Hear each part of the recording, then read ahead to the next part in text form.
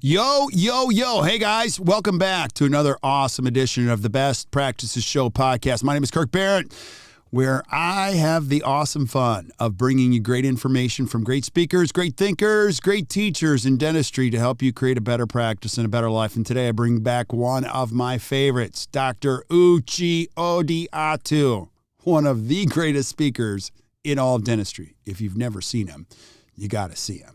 He makes my life better every time.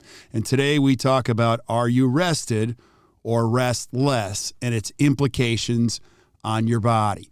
You will love this episode. So check it out. We'll see you guys soon.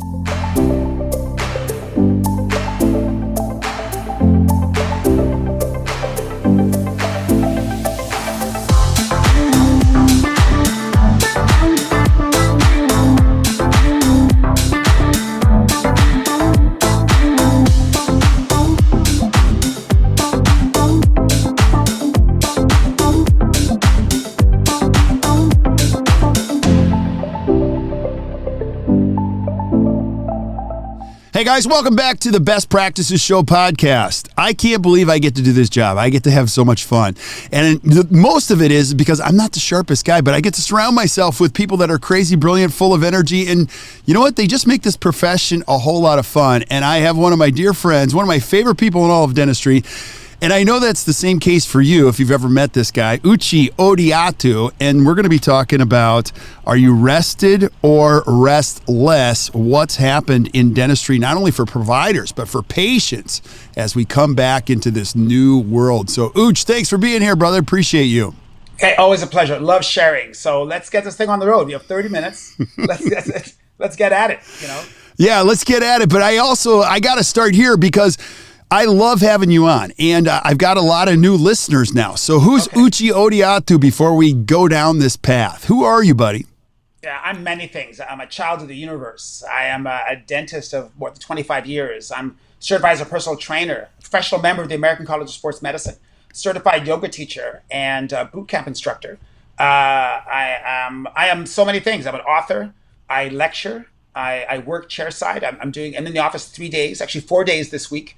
So I'm in there, taking 2 months off now from travel, a lot of travel woes around the world, but I spoke in a number of different cities over the last 6, 9, 10 months. But so that's who I am. I'm a student. I'm curious. I'm inquisitive, and that keeps my energy levels high. I did a post yesterday on Instagram saying, being inquisitive, being curious, losing that been there, done that t-shirt keeps you young.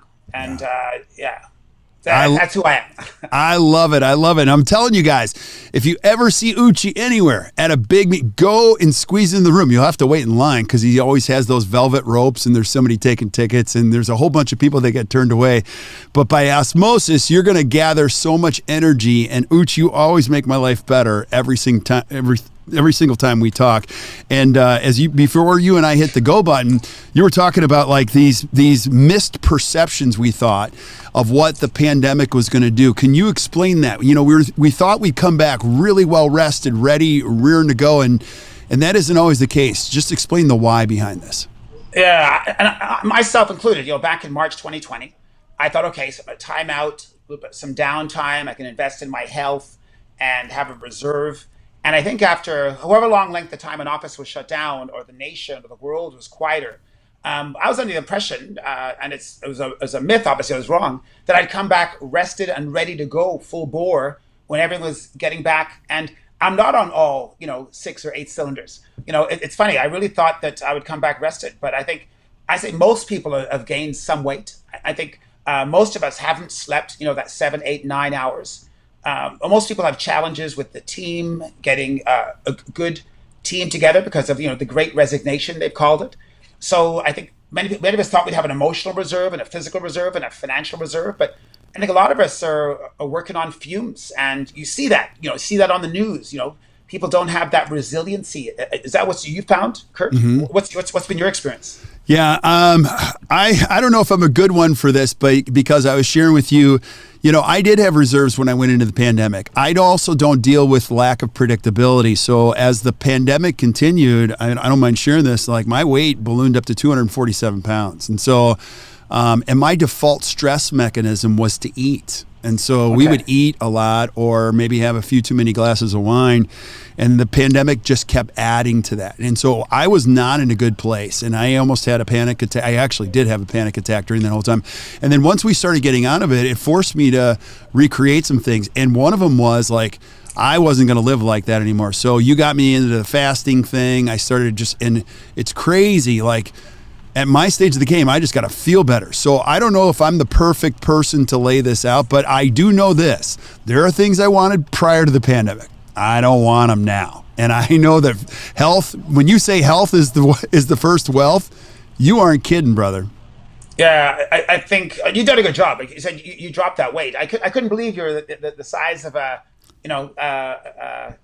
the Rams linebacker. That's what everybody says. It. So I'm 6'3", and gosh, I've never talked about this, but I was 247 at the conclusion of right in the middle of that, and now I'm 217. And I'll just tell you, my wife, you have been an important part. The fasting thing was not.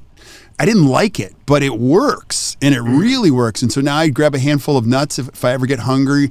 I have almonds, but the sleep thing is important too. And so take us down this path because it has multiple implications on our health other than just our weight.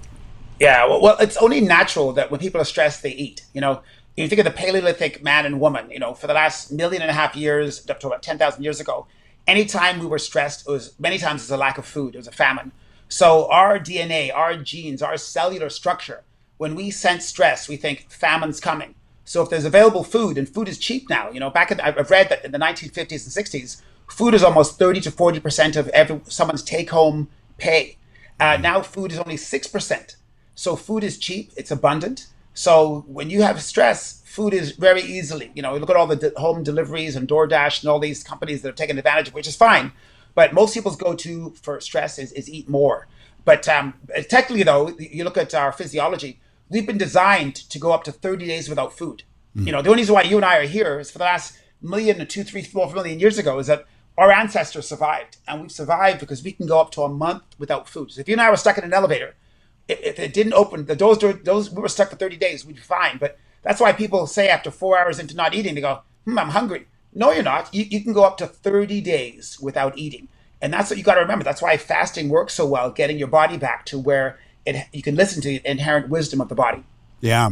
And you talk about this too, because you were mentioning, you're noticing this with patients. They're coming back with paper thin nerves too, and just not as calm as what you previously experienced. And that's kind of the paradoxical shift that you're experiencing even in your own practice. Well, patients, you see that, instead of just looking at teeth and gums, and a lot of good doctors out there look at, from head to toe, but most of us still look at crowns and a fractured tooth and TMJ. But, people, how much of the population is working from home? We always thought working from home was going to be a nice casual affair, but a lot of companies found out people working from home actually worked too long, too hard, taking calls and returning calls and emails from clients 10, 11, 12 o'clock at night. I did some webinars on holistic health and wellness for the corporate world. For different financial companies. And they said managers are working too hard. They tell them, don't answer a call after 5 o'clock. You shouldn't train your clients that you return emails 9, 10 o'clock at night because you're setting the bar high now for the whole company. These are big companies. So I found people have all come back and want to get the economy going with not much left. We haven't slept well. We haven't eaten well. In the beginning, everyone was like doing Tai Chi and doing YouTube yoga and saying, oh, this is great. But we fell off the wagon fairly quickly.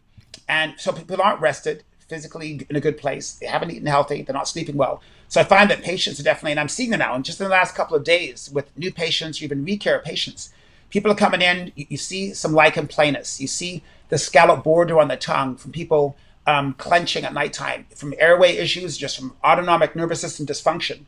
And new patients love it, though. I find new patients love it when the dentist is not just talking crowns and whitening.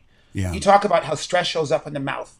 You talk about, I'm going to refer you to a naturopathic doctor or an osteopathic doctor to get some information on how your autonomic nervous system's getting. I even had a long-term patient. She's been in our office for 30, 40 years. I started talking about how the fact that I looked at her scallop border. I said, let me take a picture of your tongue. She goes, why? I said, it looks like you're clenching at night. She goes, I have a night guard. I said, well, you're doing it enough that during the day, I can still see the border. I said, and if you take some tight socks off your ankle and 2 hours later, at the end of a busy day, you'll see that little imprint is gone. I said, it's 3 o'clock in the afternoon and I can still see the border of your teeth marks on your tongue. She goes, So what are you telling me? I said, well, anytime the body's under duress or stress, what happens is the body puts the immune system on hold. And I said, if you look at now your GI issues coming up and your eczema coming back, and she goes, you're giving me a lot to think about. She goes, I didn't think I would talk about this stuff in the dental office. I said, well, it's within our scope of practice. We see stress show up in the mouth. So patients love it when you start talking total head to toe care. And I'm not just trying to get them into the office more often for hygiene, but I do tell them, if you have stress in parts of your life, not enough sleep, overeating, and it's showing up in your mouth, one way to reduce your inflammatory burden is to not just come in twice a year for hygiene, come in 3 or 4 times. So they're loving this. And so it's all part of that holistic health game. And it's not just about changing amalgams to resin. It's looking at stress and how it shows up in the mouth and talking about sleep and talking about nutrition at the same time. Yeah, I love this. And if you're a dentist listening, you can see the opportunity here because other healthcare providers, even seeing your regular MD, heck, trying to get in to see your dermatologist, it's a 6.5 month wait just to get an appointment. So you can clearly see a dentist talking about these things, whole health, with the airway aspect, inflammation. It's an awesome opportunity to become a value provider for human beings, don't you think? Yeah, no, I love it. And it's all within our scope of practice. We just got to get ourselves outside that old world crown filling, grafting recession. Like, let's talk, if a person's falling asleep during a procedure, if a person's got dark circles, if the person's, itching their eye, if the person's it's in for a 5 o'clock appointment and you said, have you been home yet? Doc, I work from home, but I've been going on the go since 6 a.m. Right. And I'll show how it's showing up in your mouth, sir. Like, how's that possible? And you start describing how systemic levels of inflammation, higher levels of C-reactive protein show up as a hyper response to a normal stimulus of the biofilm. Like they have blood all over their bib, or, you start looking at the teeth and you're looking at your occlusion by checking with articulating paper and you're getting blood on your fingers. And I say, what's happening anywhere is happening everywhere. I said, if the gums are fragile here, if the tissue's fragile here, what's it like in your head, sir? What's it like in the rest of your body? You get their attention pretty quickly. And it's not I'm not trying to sell something. I'm just trying to share with them. I'm seeing other things. And, do you need to, buy more whitening gel? There's things going on that need our discussion. Yeah. Uche, what's your hypothesis on this? I feel like we know more now than ever. There's more books written on nutrition. There's more shows on nutrition. There's more information than ever on how to be healthy. But I don't think we're seeing it in a dental office that the byproduct is people are getting healthier. What do you think? Yeah, that whole concept, you're right. That whole concept, knowledge is power. We have more, and you can Google how to get a flat stomach, you'll find it. You can Google what's the best source of magnesium online, and you can get the result. But taking action on it is a whole other thing. It's not just taking action. A lot of people are motivated, but 3 days in, they've lost their motivation. I'm not sure. It's a few different things, obviously. What motivates people to take care of themselves in one aspect, and what makes people not take care of themselves in another aspect. Warren Buffett, he's worth 110 billion, but I'm sure his waistline is inches wise is more than half his height.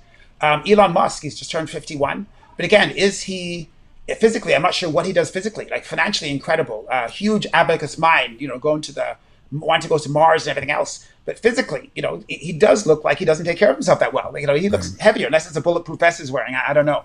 Yeah. But that being said, some people have tremendous discipline in one area and no discipline in another area. But what I've read is that whichever area of your life you have discipline, you enjoy the results of that.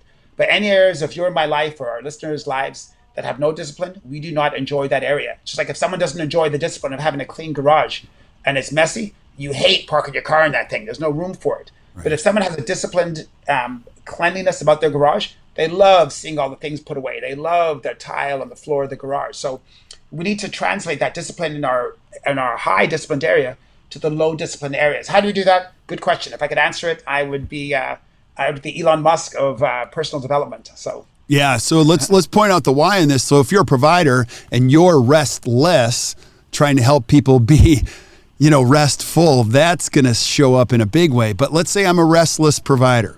Uche, I don't feel good. I haven't been feeling good. I haven't been sleeping well. What you're saying is talking to me like, give me a path out of this. Where do I start? Yeah, that's a good point. I think you can't take anyone on a journey that you yourself haven't been on. It doesn't come across as authentic. Like if you yourself are getting 7, 8, 9 hours, if you yourself having a salad a day, if someone, a provider out there has a trainer, a provider's getting, I'm not a big believer in 10,000 steps, but 5,000 steps in. If someone's having a lot of fulfilling fulfillment from their practice, you're an authentic communicator. Your conversation comes across so strong, it's very convincing. But when people saying I'm having a hard time, translating my case presentations into treatment plans and production, I'm having a hard time getting patients to say yes. Well, it's because you don't have the conviction. Conviction sells. I saw just the example the other day. I saw Elvis last weekend. That movie, Elvis had conviction. Yeah. He transcended. He took African American music, got it into rock and roll. The dancing, the authentic communication. Obviously, he had some challenges. His twin brother had died at birth, that kind of thing. But he was so passionate. The whole world caught his fire. He'd start off in a quiet auditorium. 10 seconds in, people are leaning forward and screaming. So it's nice to have patients that are screaming fans, but he had conviction. But again, look at Elvis though. That passion and all that emotional commitment every time he sang took a lot out of him. He was spent if you saw the movie. I'm not sure if you saw the movie. I haven't. I've heard great things. What do you think? Incredible. It shows you when you're a passionate communicator, whether it's singing. Hanks played the part of Colonel Parker. He was a passionate marketer. Those two crossed paths.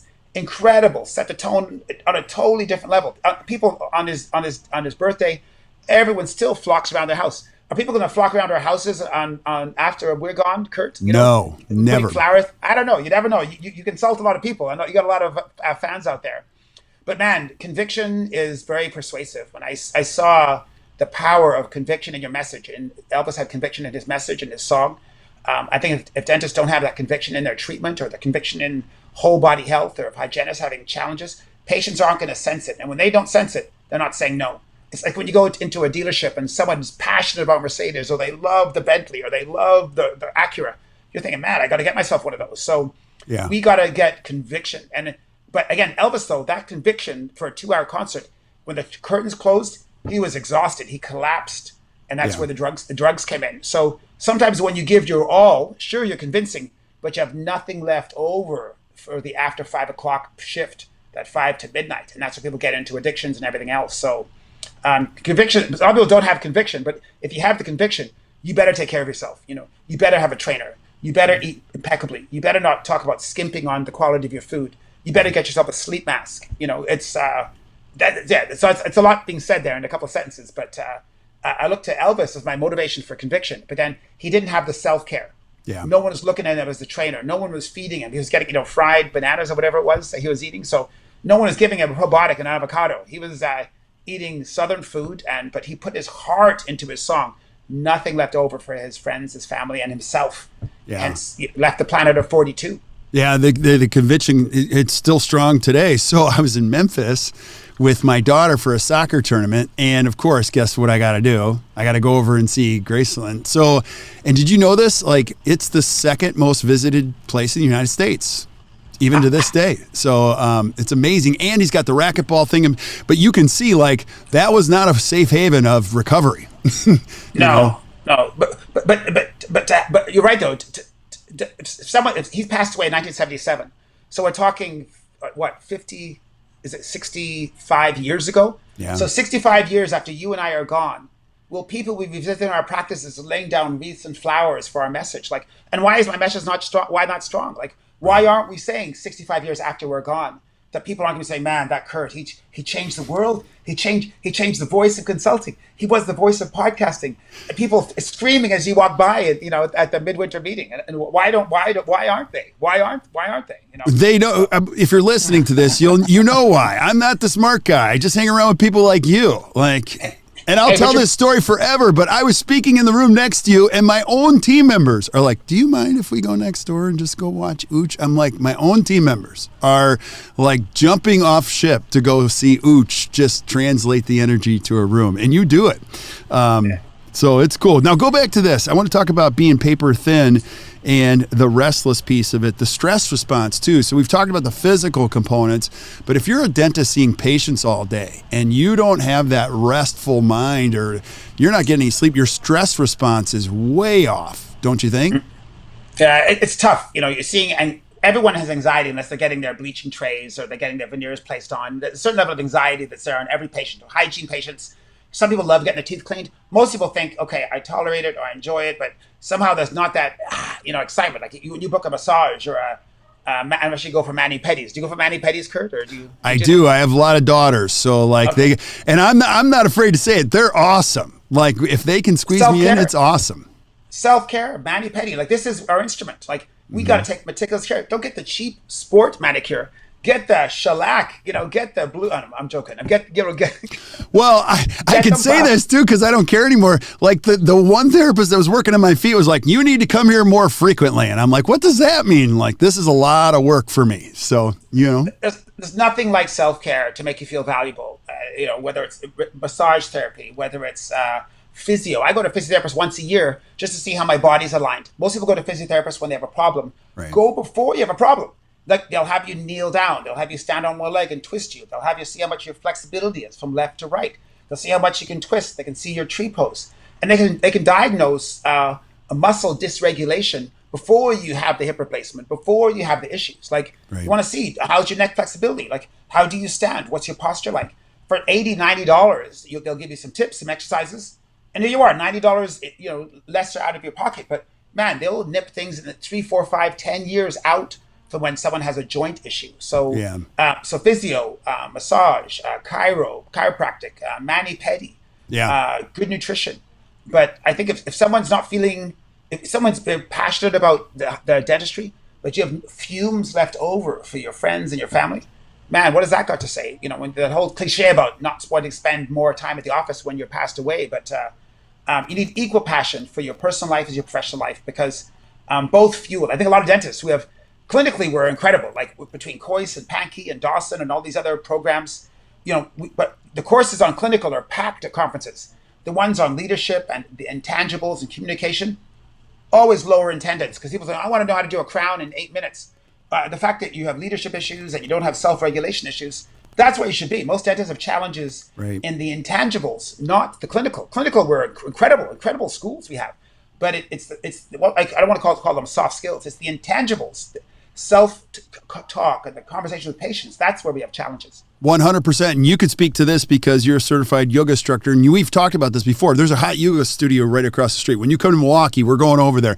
Sure. And like I have to go to the back because my only thought is, how do I get my foot up on my head? Number one, my brain can only be in one place. It's there. Like you can't let your mind drift. So for me, which I don't go as frequently as I probably should, but it's a great form of meditation. Like my brain has to be still during that time. The other thing is that I noticed, and even through, there are systematic like pains that I have in my back, and they're not related to my back. They're actually my hip. And so I'll just tell you, here's where I'm going with this. If I give myself 1 hour a week over there, it gives me like 10 back. Is that true? Like, nice. I mean, is that a good trade?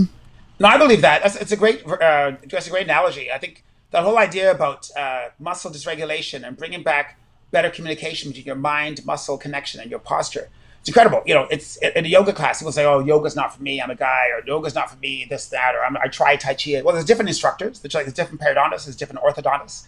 But I think as a dentist, don't go at the back, go to the front, and put your office name on the back. And people will be wondering, who the heck is that doctor from across the street? Because he or she must be such an enlightened person there in yoga class. I was getting new patients all the time. My office name on the back. Can I say something, doctor? Are you a dentist? Yeah, I am. Where's your office? Man, that's awesome. It's so intrigue people. So, put your website on your butt for Downward Dog. It's a great marketing tool. Even if the butt is flat, people will be watching it, So that's one way to get new patients. But no, I love that integration of that mind-muscle connection with yoga or Tai Chi or Qigong. These are all places to balance and replenish our depleted physical reserve. Like if someone has good physical reserve, good emotional reserve, and a financial reserve, you can weather a recession. Yeah. If you got a good emotional reserve, you can measure a family challenge. If you have good physical reserve, you can weather burning the candle at both ends for a week or during a rebuild or retooling your office. But if someone has poor physical reserve, poor emotional reserve, and poor financial reserve, you can't weather any financial storm, any economic storm, any emotional storm, any physical storm. So we need to rebuild our reserves so we can weather the storms because the storm's coming. Tony Robbins talks about the storm coming. You can see the inflation. In Canada, it's $8 a gallon for gas. Right. If you think you're at 6, hey, we're at 8. So the recession's coming. We're looking at this third quarter. What's going on? The Ukraine Putin thing hasn't solved. I don't know. We go to bed at night unsettled. That's why I tell people, watch the fun shows on Netflix. Yeah. Kevin Hart has that song, The Man from Toronto. Don't watch YouTube disasters. How many people got killed today? I watch Kevin Hart. I watch Peter Davidson. I want to laugh and go to bed with a lightheartedness all day long. I got that intensity of being a practicing dentist, or if I hear the hygienists and assistants out there. But I want to go to bed with a lighter heart to get good deep sleep and have my pineal gland pump out that melatonin for a stronger immune system. Yeah, I love that. And I know you're a big fan of great books, but there's a great book I read years ago called Margin by Dr. Richard Swenson. And he basically said the deep subjective pains that we're experiencing is we're living up to our limits. And some people we're not designed. Human beings, God didn't design us to live all the way up to our limits and pass. And that's where a lot of our pains come from. So I think about that all the time too. It's okay to turn the TV off. Like, it's okay to go to bed early. It's okay to give yourself an hour of exercise because you get it all back. I think that speaks to being just thin. It's not fun being thin. I'll tell you, my stress response is terrible when I'm thin. I'm quick. I say the wrong things. I get a little frustrated. Yeah. So I don't know. Any last thoughts you have on this, Uche? If I'm kind of in the middle between this rested and restless place, what would you suggest? I think it's that self-talk. I had a post the other day on my Instagram. I said, people talk about conversations with colleagues and peers and team members. The most important conversation we have is with ourselves. Yeah. That self-conversation is numero uno. And my mom, my beautiful mom, she passed away, 6 years ago, but she was always about the self-talk, that negative chatter. And she talked about how that to always look, it's not just a Pollyannic. It's about treating yourself gently. Not that you still want to create some change, but in terms of watching that conversation and how many times you look in the mirror and go, I can't stand the way that wrinkle is, or I can't stand the way I look at my shoulder there. I wish my neck was thicker, or I wish I could afford a Hugo Boss suit. And we're always self-deprecating. Why can't we have that feeling? Hey, I'm a healthcare provider. I'm in probably one of the top 3 professions on the planet that's resilient against recession. Right. Why can't our self-talk be stronger? So I think if we made a commitment to check ourselves in the moment of saying something that's going to put ourselves down, and I think the term is called metacognition. To catch ourselves either telling something that we don't like about ourselves or catching ourselves saying, I'm so bad at this. Catch ourselves, and it's called metacognition. And metacognition is catching yourself doing something you no longer want to do, and you set the tone for a new conversation. And that's where I think this starts. It's the mindset of good self-care. It's a mindset of resiliency. Yeah. Now, tell me if you found this to be true, and I've heard this through other people, like 80% of most people's self-talk is negative. They never really tell themselves a good story about this. So I get it if it's hard for you to do that. And that's why you got to talk to other people. And I know you coach a few friends of mine. I'm like, you have Uche coach you? Yeah, like he coaches me on how to eat better, think better. Like, can you talk about that? That self-talk is so powerful. And it's because people come to me and say, Uche, I'm so bad at this. I'm not good at this. And in 7 things in a row, they say what they're not good at. And so what are you good at? I'm a great dad, or I'm a great mother, or I'm so good at crowns, or I'm amazing. Hey, so focus on that. You're driving a nice car. Hey, I can afford this car. Look at my manicured hands on this wheel. Wow, I'm leaving the office, and usually it's dark and it's lighter outside. You know what? I'm breathing deep. My air, I'm good airway. Like, instead of looking in the mirror and go, my eyes look like they're tired. Hey, what are the 7 things I can say that are positive? Like, how good does that car feel? My car still has that new car scent. I'm having a dinner meeting tonight. I can't wait to meet that colleague, or the study club really invigorates me. So I'm saying that, tweaking that conversation to make it say, what am I happy about? What am I grateful for? And that whole thing about, our energy flows, what we focus on. It's so true. Like, I see so many people criticizing online. Facebook is full of sad sack travel stories. And what do sad sack travel stories lead to? More missed flights. I can't believe how my luggage ended up in Toledo and here I am in Newark. Well, yeah, tell it to 4,000 people. So, sorry, my mantra is I love traveling, and traveling loves me. And I'm not going to share my sad sack travel story. Hey, book the earliest flight out, go carry on, and experience travel at its best, and expect the best. And if it doesn't, go with the flow. But the last thing you'll see me is complaining online about, missed my luggage, can't stand this. Anyone out there want to cry with me? Guess what? Energy flows where your attention goes. So we're teaching self-development. Why are we complaining online? And it builds a global angst of sadness and discontent, and sharing sad sack travel stories. That's the last thing United or American Airlines wants to hear. Share the good stories. I got upgraded. Look at the room here. And you'll find you'll get upgraded more often and have more room, and that you'll find your seatmate is not taking off his shoes to have his smelly socks, because I love travel and travel loves me. I love travel and travel loves me. Amen, brother. And now go back. You said one of my favorite words that you taught me a while ago, and we actually did an episode on this way, way, way back, but the importance of breathing and breath. So like now I think about you and I'm like, and can you just real quickly, just speak to the implications of great breath, like when you take a breath? Okay. Breath is so primordial. Since we first set ourselves up, we jumped out of the water and we tried to gasp, millions of years ago. The brain does not know anything differently.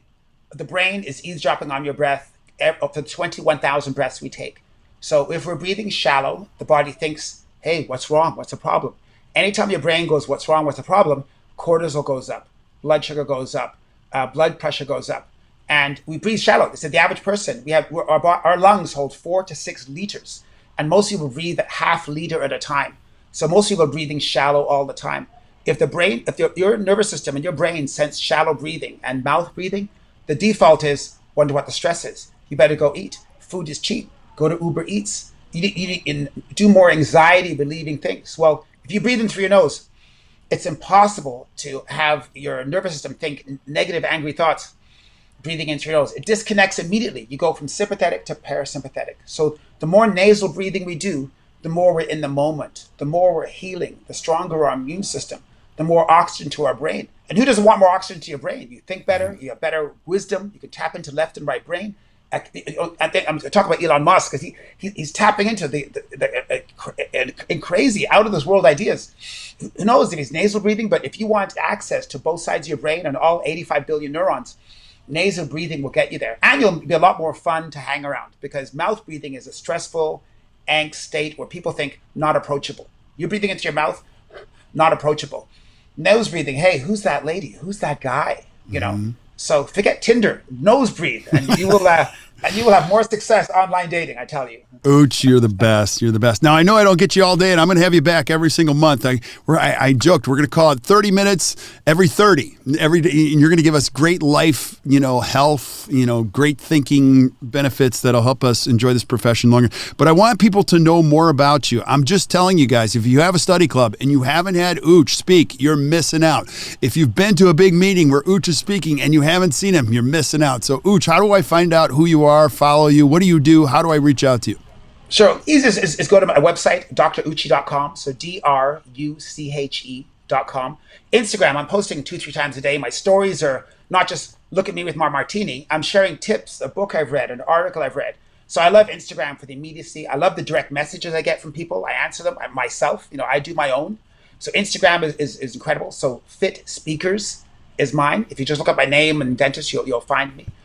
This fall, I'm not lecturing now till the fall, but I'll be in Nashville at the dental economics program. I will be in Wisconsin. I am going to be in North Dakota, probably about 10 or 11 cities come the fall. But otherwise, I love being engaged. I like, sometimes I have my own, like you, when we speak, we have our own agenda. But I love that Michelin star kind of thing. Like, I want to see the audience and change. If I see a lot of maybe older people, guess what? It's a different kind of program. If I see a lot of, if I equal 50%, 50-50 male, female, different kind of program. A lot of young dentists, different kind of program. So I want to, I come there with my new books I've read and my articles, and I'll tweak it depending on what's going on. So I believe I'm delivering a Michelin star experience, but I love that a la carte thing of tweaking it depending on where we go. And I love those direct messages. I want people to engage me so I can give them what they need to know. Yeah, and I've seen you several times. Not one lecture is like the one I've experienced before, because I know you're totally just rolling with it most of the time. They are crazy unique. So, buddy, I'm so grateful that you're on, and I am just grateful that you're my friend. So thank you for being on, man. Hey, my pleasure. Kurt, yeah. From one to another. Absolutely. Well, stick around when we say goodbye to everybody else, but thank you guys for listening to the Best Practices Show podcast. I'm just telling you, you got to follow Uche. Uche will make your life better. Every time you get a chance to experience some of his stuff, I'm telling you, just use a little bit of it. It helps you so much. And if you can have a regular dose of it, even better. So keep sending us suggestions for things you guys want to see. I'll have Uche back again and again and again. And until we see you guys next time, keep watching or keep listening to the Best Practices Show. You guys enjoy your day.